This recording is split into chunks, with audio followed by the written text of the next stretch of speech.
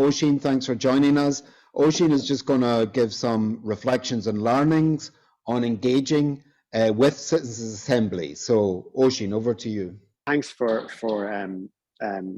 inviting me to speak, and I'm sorry I can't be there for the whole of it. I'm at the National Climate Stakeholder Forum, and which actually is instructive in itself. And as most of you know, I'm not a biodiversity expert at all, and I've been asked to speak today because of just to share our experience of working on the climate Citizens Assembly, the Citizens Assembly that dealt with climate 4 or 5 years ago now almost.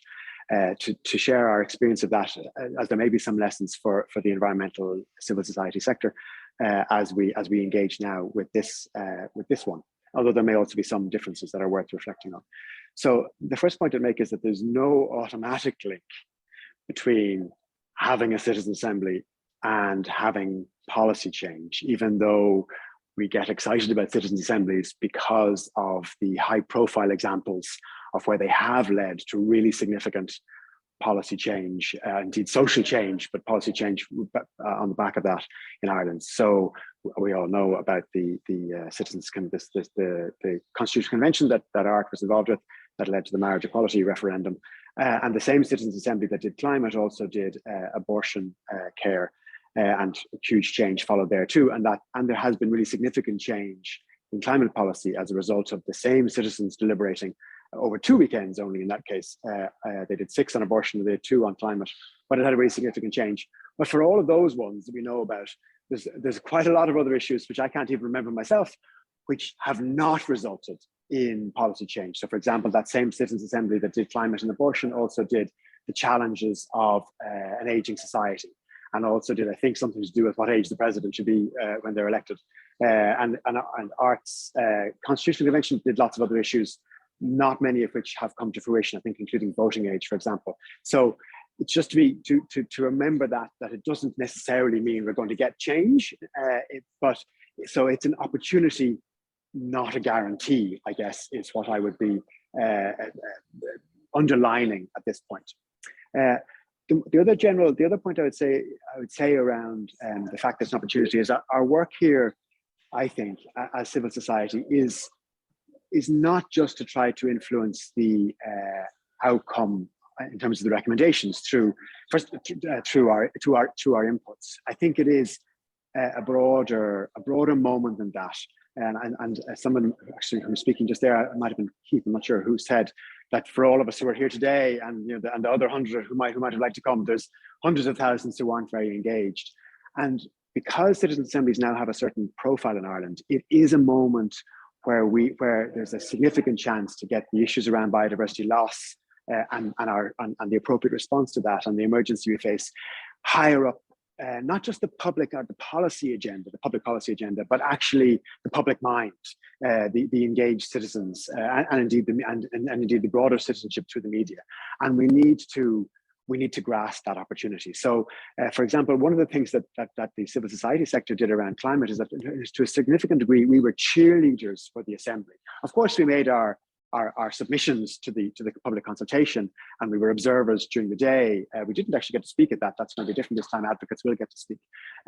But while obviously we wanted to give the citizens the information they needed for their deliberations, they were only one of our advocacy targets, for want of a better word. And of course, there was no direct advocacy of the citizens. They were left to the deliberations. But it was a platform for the broader communications and advocacy to Irish society. And it was an opportunity for movement building. It is a very obvious hook or moment, or target's the wrong word, but like opportunity for us to get lots of other people who do care about biodiversity to express why they care and what they care about and what they want done, because there's a chance they're going to be listened to. I mean, that's what's made the Citizens Assembly different, in that many of us have done endless public consultations and felt that they disappeared down a black hole, whereas the Citizens Assembly are deliberate in public effectively. I mean, their deliberations are private, but the outcomes are very public and the process is very transparent. And that's an opportunity for lots of people to be heard on biodiversity. So it is an opportunity for us to engage with all our constituencies and beyond the public, to say, look, if you've been frustrated or care about biodiversity over years or decades, or if you've thought about it for the first time during the pandemic and connected with your local wildlife and nature during the pandemic, now is the moment to speak up for nature, because there's a chance more often than in other forms of engagement with the state for you to be heard and for change to happen. So it is a profile for the cause, a moment, and it is a movement building opportunity for us and for all our allies. And of course, then the other parties, we do want to inform and influence the actual conclusions, the actual recommendations that the Assembly makes to the Oireachtas and the government. And here's something on that I would make the following point. And in a couple of conversations we've had so far about this, Pádraig from the Irish Wildlife Trust we've had a dialogue about this, because there's a like, what do we want the Assembly to do? Do we have to go back over old ground? What can we take for granted? And then does it go off into another Oireachtas committee? And I would say that there may be new ideas generated. There may be innovation. The citizens, when they get together and get going, they could come up with all sorts of solutions. But for us, I wouldn't be afraid of saying the same things as we've been saying for years. And there's no obligation on us to say new things because it's a new audience or a new moment, because those things haven't been done. And if those things had been done, we would have less biodiversity loss. So there's an old saying about electoral campaigns that until you are physically sick of repeating your slogans and your mantras and your policy positions, until you're physically sick, it's unlikely that the public have actually heard. So like we shouldn't shy away from just repeating the big ideas and the small ideas and the recommendations we've had for decades, because now there's a chance that they will get heard by an audience that wasn't previously engaged or needed to be engaged, given a fairer hearing than they have been given so far, and been given then the mandate or the authority of the blessing of the Citizens Assembly. And it is therefore the idea being it's harder for the state to ignore an expertly informed and supported Citizens Assembly. It's harder for the state to ignore their recommendations than it is to ignore the recommendations of environmental civil society, which they've ignored for 30 years since Rio, if not long before. So, and then just a few in the couple of minutes remaining, just to and I know Art's here, so I'll say this with him here too. Like the key elements of the Citizens Assembly that we won't have an opportunity to influence all of these things. Some of them are not our bailiwick, but to be conscious of. One is who's on that expert group that Art's assembling, like who's helping shape the process and shape the questions and the way that the information that the citizens will be given to feed their deliberations. Who's providing the grist for their mill, so to speak, and hopefully that will be an expert and diverse group in itself to really feed their deliberations, to spark their deliberations. And then there is an issue around the framing. In the case of the climate one, it was how to make the state a leader in tackling climate change. This I think is the what the state's response should be to biodiversity loss and what the response should be. So there's questions around, we need to keep an eye on those framing, not just of the big question, but of the individual way that's broken down. And to make sure that, for example, that this issue of the fact of how bad things are is well taken into account, but then also that there's a solutions focus, which I'm sure there will be.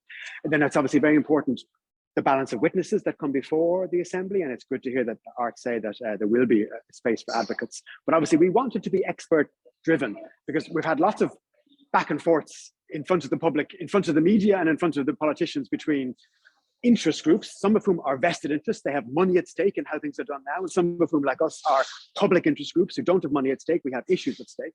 But often the politicians and the public don't distinguish between those. So actually a deliberative process should distinguish between those who have skin in the game and therefore have a reason to advance an agenda, and those of us who are trying to advance science-based, evidence-based reasoning for why we should act in a different way to the way we have been acting. So that balance of witnesses and how they're presented is important. And I think I've heard that there's going to be field trips. I think that's amazingly important, that they go and see. I would say that they don't just go and see like small positive solutions now, because there's a risk that they may not be scalable. They do need to also see the bad stuff, to have an understanding of how challenging the situation is now, so that the solutions are at scale. And one question about the outcomes, we need to keep an eye on the outcomes too, that they're radical and that they are adequate to the situation, but that they're plausible, that they aren't sort of easily knocked down afterwards as just being impossible to or impractical to do. So they need to be radical as being practical. And finally, just to keep an eye, we do need to keep an eye on what happens afterwards. And here there's an issue here too, in that this may be where it's different to climate. In climate, we'd had an action plan the same year as the Citizens Assembly was started, it came out, but it was really bad. So there's an opportunity to kind of reject that and to move on to something new. This time, and so we were okay to go through a whole new process with the Assembly and then the Joint Oireachtas Committee. This time, the Joint Oireachtas Committee is working now. The government's doing an action plan now. So we will have to see how does the outcomes of this process interact with ongoing policy making, and do we have to wait another 2 years for the Oireachtas Committee to debate next year on the outcomes of the Assembly before it's put up to the government to act on the recommendations of the Assembly. So we need to tease out how best to advocate and campaign around the outcomes of the Citizens Assembly, assuming that we think they're fantastic, how we get those turned into policy. And that's it. Thank you.